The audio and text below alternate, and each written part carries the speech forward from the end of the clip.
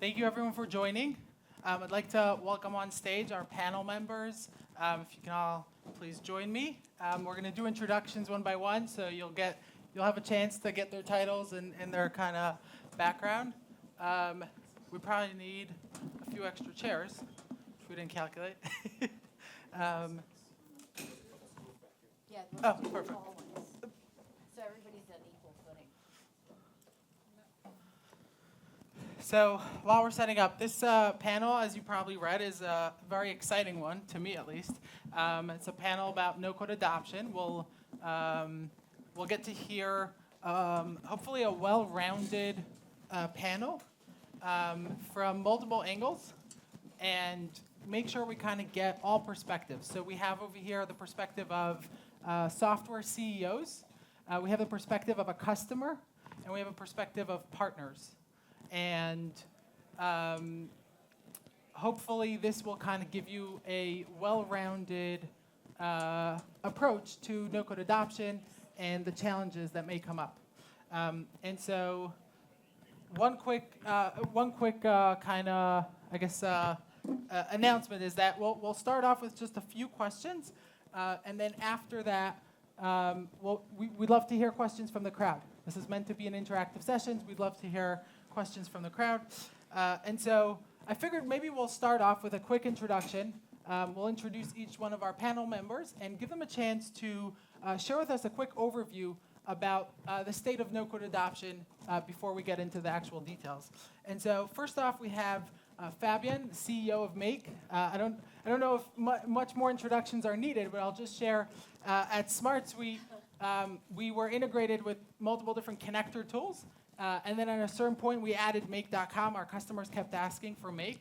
I believe we added you guys when you were Make. Was it Integromat or Make? I think it was Make. But we once we added the connector with Make, we saw a lot of customers migrating from the existing tool they were using and switch to Make. And so that prompted our CTO, Peter, to go, why is everyone switching? Long story short, SmartSuite is now a customer of Make, and we manage a lot of our critical business operations on Make internally. So we're a proud customer, and Fabian, I'd like to turn it over to you to share with us a little bit about an opening about no-code adoption. Yeah. Can you hear me? Yeah. Yep. Okay. Yeah, thanks for the nice introduction, and great to hear that you're not only seeing it with your customers, but also using it internally. For those who still don't know what we're doing, we are basically a visual no-code automation workflow platform, so to say. And yeah, I think for us it's very exciting to see how over the years customers are building up their usage with no-code technology. And during that journey, and I think that's the part of the discussion today, more and more different challenges over time arise. And I'm happy to share some insights from really small customers who just get started all the way to companies that really use it at full scale across the organization. Amazing, thank you. Next up, we have Dominic. Dominic is the CEO of FillOut. FillOut is personally my favorite form builder tool. And specifically, one of the key things they do, and I tell this to everyone I meet, is they update records within your database. They don't just create new records. And to me, that's like something I've never seen from anyone else. Got to meet Dominic in person for the first time today, and so Dominic, would love to hear your thoughts on no-code adoption. Yeah, absolutely. Can you hear me okay? Yes, I'm Dominic. I'm one of the co-founders of FillOut, which is a no-code form builder, and we integrate with a lot of different no-code tools like SmartSuite and Notion and a bunch of others. Specifically, yeah, I'm excited to talk about no-code adoption. I think one specific thing we've seen at FillOut is the most important thing is choosing your database layer first. And I think that can be everything from a Google Sheet or Microsoft Excel for some use cases, all the way to some of the new kind of next generation database tools such as SmartSuite and Notion and others.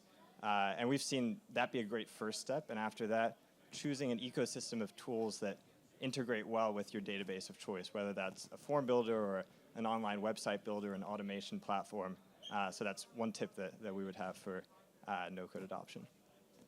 Excellent, thank you. One thing I just, Tara was, as I was preparing for the session, Tara told me you better check out Dominic's blog about the I think you titled it "The War of The Databases." database wars, The database war is back. But highly recommended and definitely an interesting one.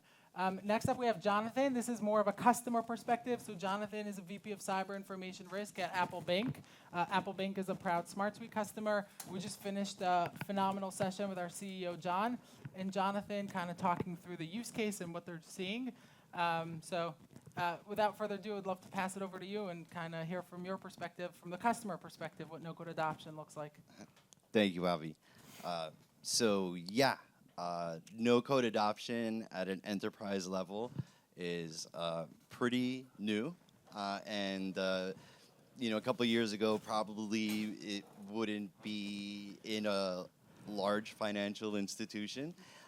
So I think the evolution and the ability to have the controls around no-code products is really helping build that confidence in your CISOs, in your CTOs, and ultimately what I hope to get out of this is to help you deliver your solutions to large enterprises, heavily regulated enterprises with confidence, and share some of the use cases that we've built through many business departments, including cyber risk management. I think it's incredible to hear like no code in cyber risk management. Like that's, you'd think those are the departments that are furthest from adopting any new technologies. So definitely looking forward to hearing more about that. Next up we have Gareth. Gareth is, I don't know, to me he's like a sensation or a star in the no-code space. Everyone probably knows him, have seen his videos. If you haven't yet, please just, all you gotta do is Google him or look him up on YouTube. So embarrassing. Quick story about Gareth. I don't know if Gareth even remembers this, but probably about over a year ago, when I first joined SmartSuite, yeah, definitely over a year ago. So when I first joined SmartSuite, I realized one of the best things I can do for the partner program is get a bunch of creators like Gareth involved with SmartSuite and putting out content. And so I reached out to Gareth's assistant. I think I probably found like info at Gap Consulting or something. I think it was Eric who answered me. And I wrote out a nice message saying, hey, we're a newer platform. We're entering the market. We'd love to get your feedback. Maybe you can share some content, partnerships, et cetera. The typical cold email outreach. And Eric, doing his job, obviously, wrote me back saying, hey, we're not interested in any new tools, see you later. Me being me, I never give up, for those of you who know me. Hey, Phil.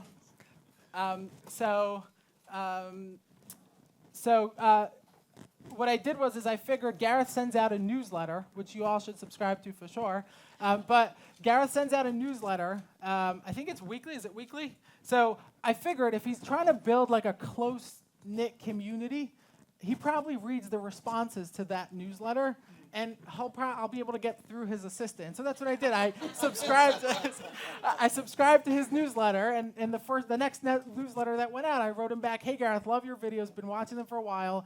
Would love to partner with you at SmartSuite. I sent them a Loom video, actually, a 7-minute Loom video, showing SmartSuite, showing how it competes. And long story short, Gareth's been putting out weekly videos about SmartSuite ever since. So sorry for that long-winded introduction, but Gareth, would love to hear your thoughts on no-code. Hey, thank you, everybody. My name is Gareth Pronovost, owner, founder of Gap Consulting. We're probably one of the leading no-code consulting firms that focuses primarily on no-code development. And as Avi has already said, we have a YouTube channel, and that's our primary means of reaching customers. And our entire mission as a company is honestly to help people understand how they can implement these tools and what they can do. I know the first time I picked up a no-code tool, I thought, can it really do all these things I'm imagining? And so I went out and tried to break it, and I couldn't. And so I kept trying, and then I said, this is amazing. People have to know about it. So that's been the impetus of the entire company. Yeah, thank you. Yeah, absolutely. And next up, Phil, you made it in time for your next slide. Woo! Yeah, look at that, huh? So good thing I put you last. I appreciate it. I went to the SmartSuite stage over there in London. I swam across and came back. All good. Phil is our next panel member, also representing kind of that. I started off the panel saying we kind of have representation from like the software company's perspective, CEOs of 2 software companies. We have the customer perspective with Jonathan and Gareth from the partner side. I don't know where I'd throw you I think probably in the partner side, but I think you see a lot of impact of the no-code space with no-code ops. I think now becoming a little bit more of a software company, but very much a community, a vibrant community. And so would love to kind of hear your, I guess, opening thoughts on no-code adoption. Yeah, thanks. My name is Phil Blake. I'm the co-founder and CEO of NoCode Ops. We are a community of operations professionals that leverage no-code. So think sales ops, marketing ops, people ops, also a lot of amazing agencies and consultants that work with ops professionals in our community. And we also built Operator, which just went into beta a few weeks ago, which is an observability platform for no-code tools, starting with Airtable and Zapier, but soon expanding to several others, and hoping to get SmartSuite on at some point. Talking to the right guy. And my thoughts on no-code are this, right?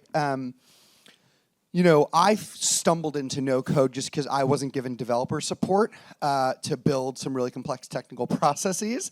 And when I found out that I could do this thing without technical support, without technical know-how, without understanding, kind of computer programming 101, I think I went through the similar journey that a lot of no-coders go through, which is, I want to tell the world about this thing. This is amazing. And look, my thoughts on like where no-code is today is I think we're still in such early innings. I think we're this really beautiful intersection of like, especially with the boost from AI, this stuff is getting so powerful that it's almost becoming indistinguishable in certain ways. And I think with all of the amazing tools that are on the market, we are essentially creating our own language that is one level abstracted from code. And that's going to continue to push and push and push. And the line between coder and no coder is going to, it already is, but it's going to break down even more. And that just gets me really jazzed because it means that customers, companies, and the employees are all going to get a better experience all around. So, yeah. Amazing. Well, you must have seen my notes because that leads me into my first question. I'm crushing it. So I promised, last slide, but this slide will open up our first discussion, which I'd love to hear from each of the panel members. I don't know if any of you can see this slide over here in the crowd, but there's a famous kind of curve of technology adoption life cycle. You can see it over there, where, and this is with every technology, there's innovators, early adopters, I can't even read what it says over there, early majority, late majority, and laggers. And that describes people, so people will identify with specific groups typically and say, some people are earlier adopters, some people are later adopters. And then that also describes every technology life cycle. So every new technology that gets introduced to the market, this is a concept to kind of evaluate where is that technology holding in its life cycle, right? Has it been widely adopted or not yet? And so I'm curious to hear from each of the panel members as we kind of kick into this no-code adoption conversation is, from your perspective and from what you're seeing in the market, customers, partners, whatever it is, where are we in the no-code industry? Like, where are we on that scale? Have we? I mean, I'm assuming we've passed innovators, right? Many of us over here are probably innovators. That's why we're here. But how far along this scale have we reached? We'll start just with Fabian, and we'll go in that order. Yeah, I think it's interesting because the technology, maybe one comment on the actual curve, basically. Not necessarily you need to be very technical to be on the left side. So it's more about, are you trying things out? Are you on the first to adopt and put in the effort, basically, even though it's maybe not yet that proven, etc. And the most exciting piece is probably when you go through these early adopters to early majority, which is this crossing the chasm. The chasm, yes, exactly. And I think that feels it feels a bit like this is where we are in some areas. When it I think there's some simple use cases that are already much more widely adopted, but building full products out of no-code technology, or really operating some of your business with like automation that's built in no-code, etc. These things, I think, there we're still we're trying to cross the chasm, and I think it's very exciting times. And what has worked for us, or how I observe at least, what works in the companies we work with is often if you have some form of a champion in the organization. So you need someone out of this innovators area that sits in a business who's actually then kind of driving the knowledge and know-how and excitement into the rest of the organization.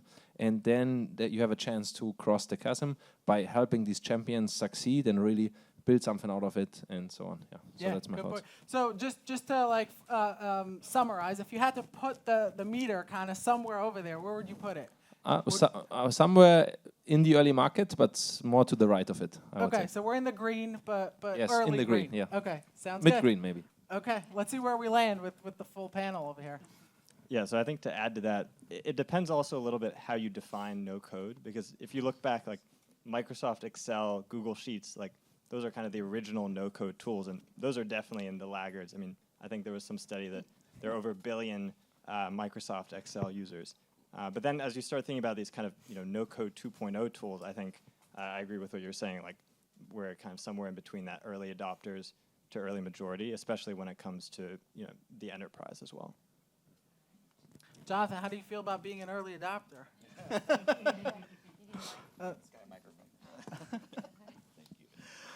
Yeah, so we definitely are an early adopter. Okay.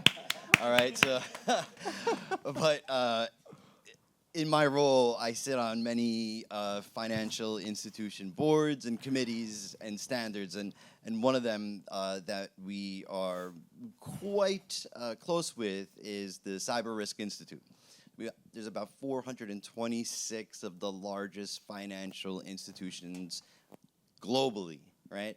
And we need a tool, right? We're using Excel. So SmartSuite's in our future. So if we have 426 of the largest organizations, right, financial institutions that are going to be leveraging SmartSuite, I don't know. I think that's pretty self-explanatory. So the growth factor, it's here, right? I see nothing but growth in here.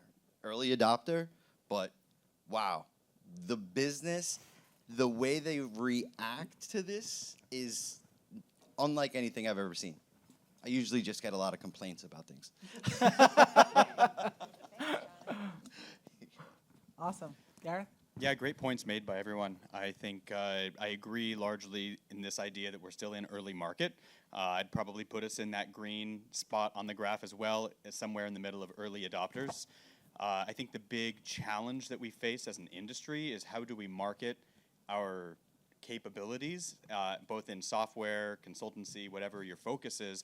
How do you market that to the early majority and start taking over true market penetration? Because if we're looking at the bell curve that's in front of us here, what is comprised in the early market? 20% of the overall graph volume.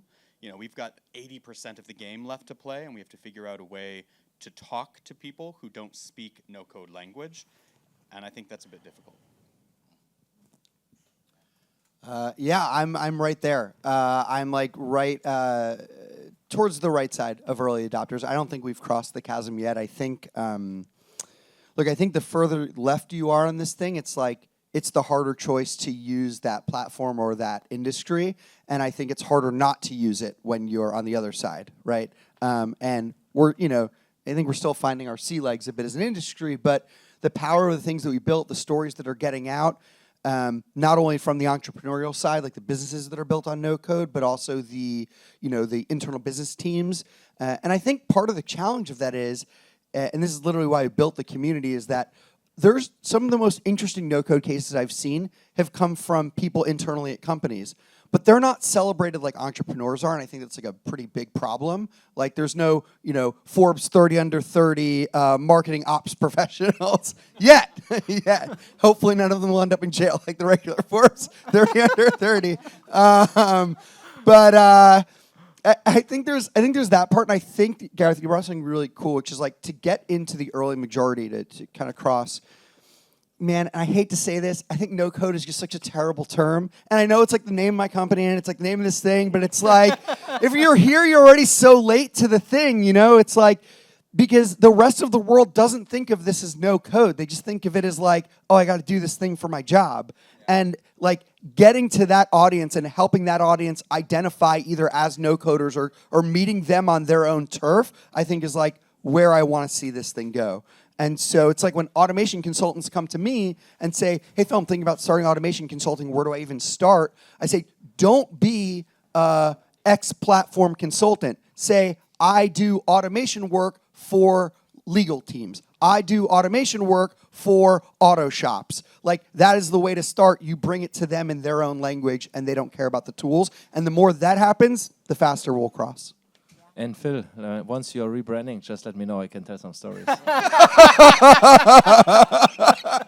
think we're just going to call ourselves Community. Well, SEO will be.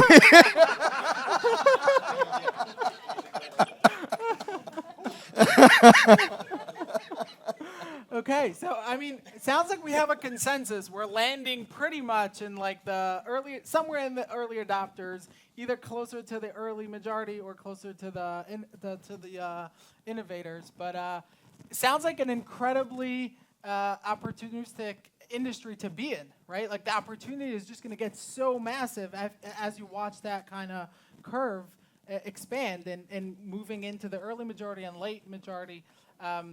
The majority is about to get onboarded to these tools. I think both from all perspectives, this is a massive opportunity to be in early, and I'm glad all of you are here early. I see we're running low on time, so I'm going to ask one last question, and then we'll start taking questions from the crowd. If anyone has questions, I think Tara's going to be taking the questions over here. And while I'm asking the last question, if you can just format your question and figure out if you want to ask it to a specific panel member or to the entire panel. And we'll end with, how can you not mention AI in such a panel? Honestly, what I've observed with the latest trends in AI and the latest innovations in AI is that this is opening up companies to start thinking about no-code tools or any other tool that they haven't been thinking of, even if it's completely unrelated to AI.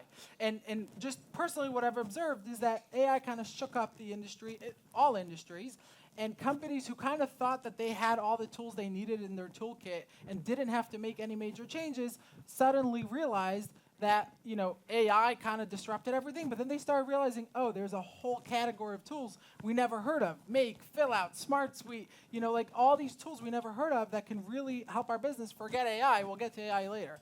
I'm curious to hear from each of the no-code panels, and we'll start with Phil, and we'll make our way back to Fabian.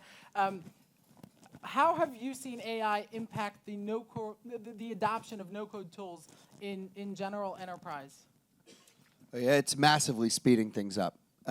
And I think the cool thing is there's still some things that no-code hasn't totally solved. I know we're working on it. I know everyone's kind of working on it in their own platforms from their own perspective, which is how do we, now that people are really relying on these platforms, how do we get them to be more mature? Which is basically solving the age-old problem of you can't build it fast and have it be reliable, right, or maintainable. And with no-code, now with AI, things are being built even faster. So I think there's some lessons that the AI crowd can learn from us and the things that we're still tussling with, which I think is really interesting. And I think that everyone who's using ChatGPT is a no-coder, right? They're just working on a level of abstraction with AI. So they're joining our club, which is awesome.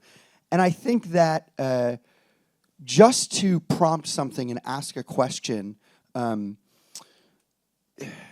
this idea that prompting and structuring the right question and that level of work, that working on that level of abstraction also takes work. And I think that people who have already been in no-code are phenomenal at that. We're great at thinking on the logical abstraction level. And so like that to me is incredible for like the folks that are already doing this stuff. The other thing I'll say is like with, almost everyone up here and a lot of companies, who are presenting, I love seeing smart deployments of AI in these tools. It fascinates me. And so I think that, I don't think that the no-code stuff, and the last thing I'll say here is, I know there was this fear when AI came out, like, oh, well, that was a fun industry, no code, while it lasted, right?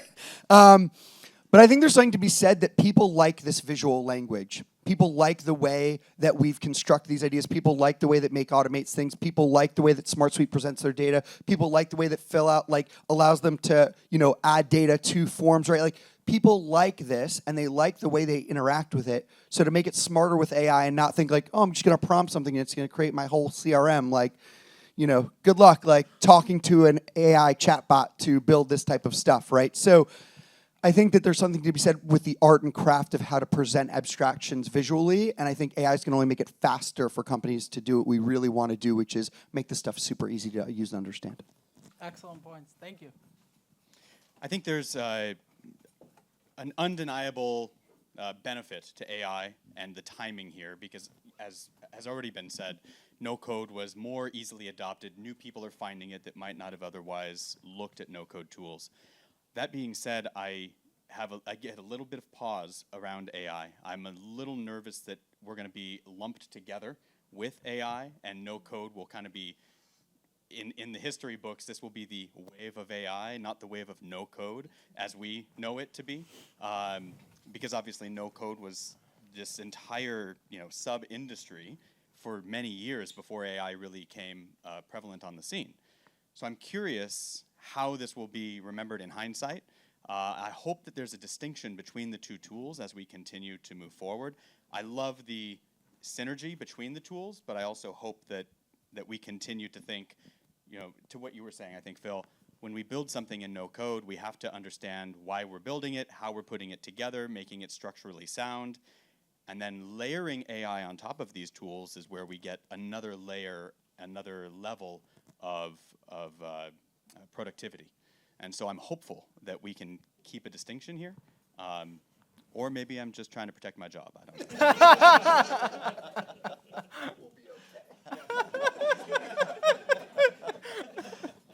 That's great. I just want to share a quick story.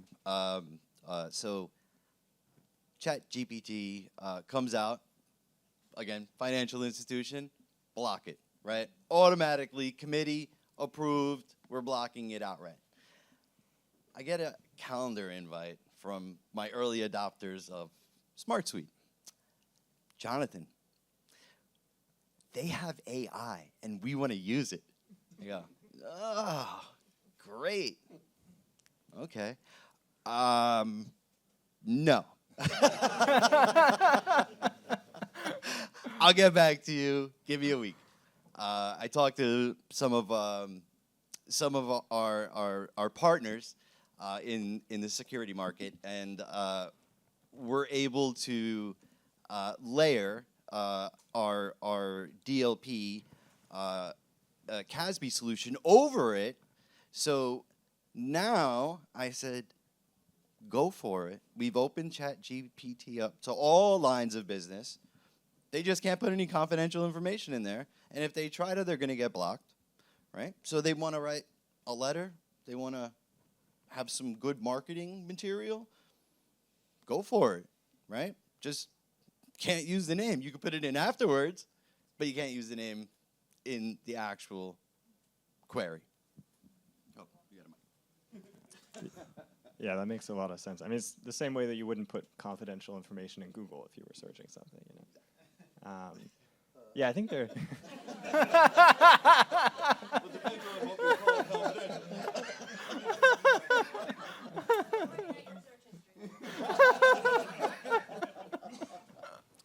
But yeah, I think there are kind of two phases. So we're sort of in the first phase now, which is a lot of existing products adding AI into those products. And that's already seeing a lot of benefits, like everything from onboarding, making it easier to get started with a no-code tool, allowing you to import information in, and just making a lot of manual processes much faster and allowing you to see the value more quickly. And the bit that I'm excited for next is what are the net new problems that we can solve with no-code and AI, everything from in the automation space, in the front-end building space. And I think, that's a really exciting opportunity. I'm excited to see how that evolves. Yeah, also super excited for that, to be honest. Maybe to keep it short, because you want to ask some more questions, I guess. from my perspective, the thing we really believe in is that generative AI and a visual language for end users are highly complementary. Because ultimately, if you prompt an AI and it gives you some output, and it's more something you just need to trust in because maybe on a code level it connects different applications or creates a new function.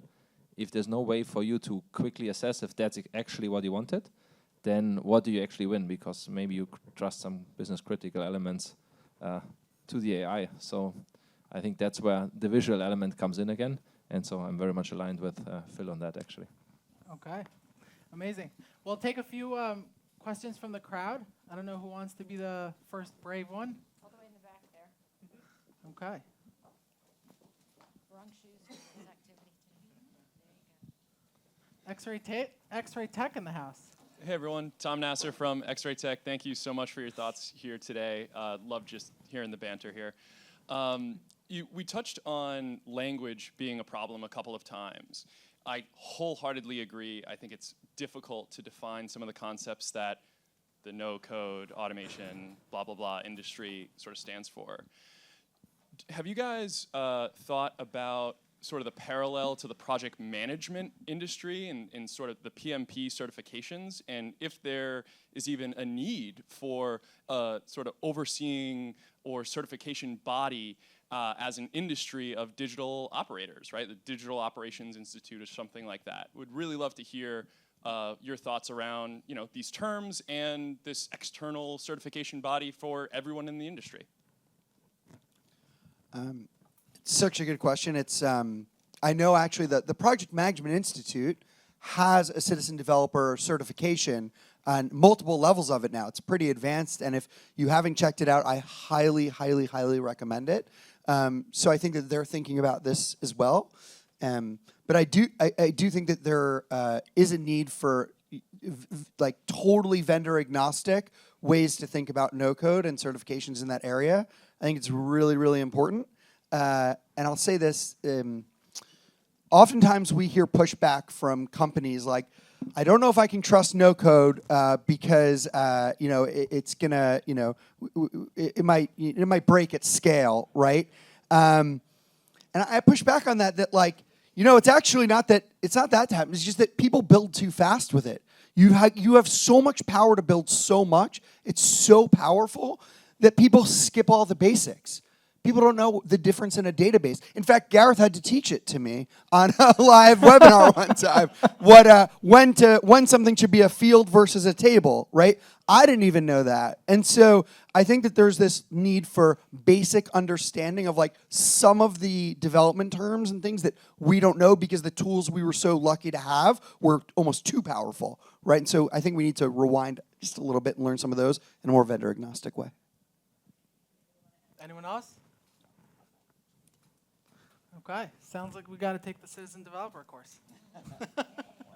Thank you, Tom. Hi, everybody. My name's Perry Poussard. I am here as an entertainment industry professional as well as an education industry professional. And you've touched on it quite a bit about some of these basics and these things that we should be learning. When I studied coding, it was very much about the language, the snippets that I need to know. But when you ultimately think about what we're learning, it's more about how to think. What do you think, either at the academic level or during onboarding at a company, is something we should be teaching to those that are up and coming with where we are today? Because obviously it's very different than when we were learning BASIC and C++. So, excellent question. Thank you. This is, in my opinion, one of the hardest things as a no-code consultant to face when we're working with a new client is helping them understand that, and this also echoes what Phil was saying, we have these amazing tools we want to build and we can build fast, so let's go. And nobody takes a breath and nobody stops and says, what are we building and why? And who's going to be connecting into this data and what information do they need to see? And exactly what process are we trying to streamline with this? And so we call it, thinking programmatically. We have to begin thinking programmatically in general, and this is, to your point earlier, if we could build a certification around this, it would change the world. we need to start thinking as employees or as consultants or anyone who's building in the no-code space, if we can identify this and really come up with a plan of action before we just get to work and start creating things, we're going to save a lot of time, build better tools, and ultimately get better results. And the thing that I'm afraid of with the simplicity of these tools is that too many people get to be builders before they're truly at that level. They get frustrated because they're not able to get the results from the tool that they desire because they built something structurally unsound, and it causes problems further down the road. So if there's, I firmly believe this, and hopefully none of you take me to task on this, but 90% of the work that we do when we're working with a client is in the conceptualization stage, the discovery phase, before we actually build, and yet it accounts for like 15% of our revenue. And then we make our money up as we build on the back end, which is ironic because all the heavy lifting goes in up front. No, I mean, Garrett, you hit the nail on the head. But you know, one aspect that I think we really need to think about, and as a former developer myself, right, from what the client asks for and what gets delivered is never correct, right? So iteration, and they're using this waterfall methodology, right? So we don't see the product till the end of the project's over, and then we're horrible coders, right? Because we did the wrong thing. We have this opportunity now to think different, right? We can apply an agile methodology, right? We can have a backlog, we can have stories, right? And we can build out proof of concepts in weeks, right? Not wait 6 months and then deliver a product that nobody likes, nobody wants to use. So I just think that, you know, this is the way we need to go. We need to be able to have an agile framework that goes along with the development of a solution, and you have weekly check-ins, and maybe things change, and maybe the beauty is that with no-code solutions, you could do this, right? Whereas you would never be able to do this if you're hard coding this. I think the only thing I would add to all of this is maybe most of it is about mindset in the organization. And I think we observed that a lot, that some of the users and customers we're working with, they can move so much faster if they have the right mindset, and they try things out quickly. They assess, they experiment, they know, okay, this is working, this is not working. And just being very agile and very iterative about how you're tackling your business challenges and how you operate as a business.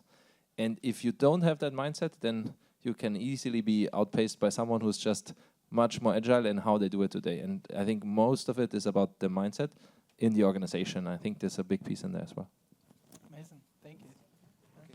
Hello, my name is George. I used to be a consultant, still am, and I became a developer after doing the 42 school. And what are very interesting things, I knew nothing about low code before coming here, but most of the thing I hear is plugging to API and things like that. And I'm not sure I understand the difference between actual coding and a lot of what's being done, because in the end of the day, it's a lot of skills that are really common.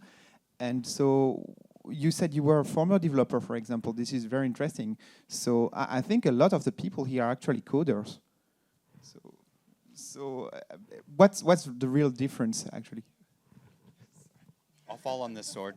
I can't write a single line of code. I personally can't. I don't know it at all. There are folks on my team who have hired who are very good at JavaScript, which is so far the only real coding language that we've needed to leverage. I don't know about the rest of you.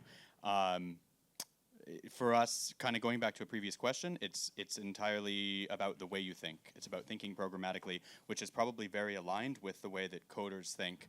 But I'm very limited in that regard, and I think probably a lot of folks are in the audience, maybe. It is a blurry line, right? Because you're hearing us talk about all these concepts, right? That like, wait, this makes sense in code. Like this is like we think about agile, and we, listen to stories, and we figure out problems, and we think about the architecture before we just go off and build something. The difference is this: is that I can take somebody who's, let's say, in sales operations, right, who is never written a line of code. And I can teach them how to build a system, like maybe a custom CRM, directly usable by all of their team's departments in weeks. versus having to do maybe some low-code Salesforce or code or build it from scratch in code themselves. They can go from inspiration to effectiveness much faster with much less learning, because everything with code, right, you have to start learning Git, and you have to start looking at libraries, and you have to start looking at, okay, where am I going to deploy this thing? And, like, there's a lot more questions that come up than just the actual simple writing of each line of code. There's a lot more questions, whereas with no code, it's been abstracted to such a level that somebody could get the same result in similar areas with way less understanding of what's going on underneath the hood, and just way faster. And like that's kind of the difference. We're achieving a very similar result, and we're using similar frameworks. It's just we're not writing lines of code or grabbing from libraries, or Yeah, and then just to add to that, I'm also a developer, and I think like one way to think about it is no-code is kind of the ultimate abstraction layer. Like even within just software development, you have languages that are lower level, like C++, and then you have other languages that allow you to do things in a much faster way, but there are some trade-offs. Maybe it's performance trade-offs, or you don't get as much control. And I think no-code, you're going to make some trade-offs because it's going to be specifically a tool that's able to solve certain types of use cases, but you'll be able to work much faster. And so I think just choosing the right one for the job, and if there's something that's much faster and much more maintainable and also is available to be used by anybody who's also not a programmer, why not use it, basically? And I love this question, right? So from an information security officer to cyber risk manager, right? In a previous life, working for a global financial institution that built all applications in-house. We had over 10,000 code libraries. These developers were going onto the internet and getting open source code that was chock full of vulnerabilities and putting it customer facing, right? Internet facing. I mean, we're talking code that probably was 10 years old, that has been exploited thousands of times, and they're putting it in to one of the largest global financial institutions' front-end system. All right, that's a problem. And so when we when we're scanning this, and we notice like, wow, we got 80 SQL injections on this application. This application is supporting thousands, hundreds of thousands of businesses, right? I can't tell a developer to go fix it because that's going to take a year, 2 years. We don't even know if the program will work again, right? But now we can, right? So that's the difference from my perspective, is that we're saying we don't have to use this open source library or mystery libraries or vulnerable libraries, right? We're actually not doing that. It's a complete opposite direction. To me, developers are dangerous. They're very dangerous because they want to get it done quick, fast. They're sloppy. They don't care about security. Listen. I was talking to John. I was talking to John earlier today. I'm sorry. This gets me. I get very heated around this topic. But I don't know if anybody's aware of OWASP, the top 10 list. It's an open web security application project. It's an open. It's been around for 20 plus years. And I was telling John that the same top 10 vulnerabilities in 2003 are the same today. Nothing changed. So I think this is the change. Yep, one more. Hi. Hello. Hi. My name is Sam. I am here representing a research institution, and I'm curious if you have any advice. We function almost like you can imagine a university, right, where you have all of your researchers and all of your research projects. And I think that there are some different models of how you can sort of embrace no-code, low-code. You can, I imagine with many small businesses, maybe just hire consultants or specialists, right? You can create units that are sort of in charge of building these, not building the applications, but like being the makers of these tools. Or you can put these tools into the hands of everyone and kind of see what happens, right? And then everything in between. And I think that we've struggled a little bit with that as we're embracing this movement, and like how much do you just sort of hand tools off versus how much do you build them, how much do you support them? So just curious if you have any thoughts about that. You want to start? Okay. Yeah. Thank you. That's a great question. One that is very dear to my heart, because as a consulting agency, we're always trying to think about how can we best serve our end users, our clients. Just as a bit of like insight to the way that we've structured our services, we offer consulting services, which is like we think of as a development project from start to end. So someone comes in, they say, we have this problem. How do I think about it? How can I, hire your team to build it from start to finish? And then in the middle of that, or in the middle of our services is kind of like a more support model where people say, hey, we already have something built and we just need a little bit of help maintaining it. And then at the far end of the other side of the spectrum is, I want to build this thing for myself from start to finish.